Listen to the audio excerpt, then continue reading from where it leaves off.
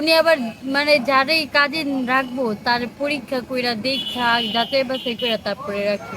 আপনার আগের ও থেকেই মানে একটু যাচাই বাছাই করতো যে দেখতো যে মানুষটা কেমন, বাড়িতে যে রাখবো কোনো আমার সাথে বেইমানি করে নাকি, এইগুলার জন্য আপনাকে আগে পিছে মানে হ্যাঁ, দেখতো। এগুলা ভালো কারণ পরে দেশের আমার ভিতরে সাথে বলছে ওই চোর যে বাটপারে ভইরা গেছে নেমুর তো।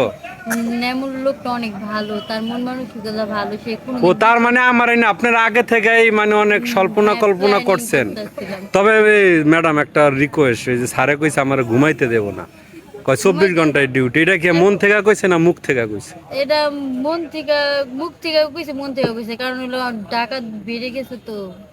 না আমি ওই যে বইয়া বইয়া একটু ঘুমাইতে পারবো, ঠিক আছে? বয়ে বয়ে ঘুমাইবেন। আপনার বাসা সিসি ক্যামেরা আছে না? হ্যাঁ, ক্যামেরা তো তো আছে। ওই ক্যামেরা দিয়ে চোর মোট এই বাইর যে করে ধরেন হালাইতে পারবো। চেয়ারে বসে বসে 2-1 ঘন্টা ঘুমাই নিবেন। ম্যাডাম আমার কথা না, আপনি তো বাসায় থাকেন, স্যারে তো থাকে না। যদি আমি মাঝে মধ্যে ঘুমাই যাই গা স্যারের দ্বারা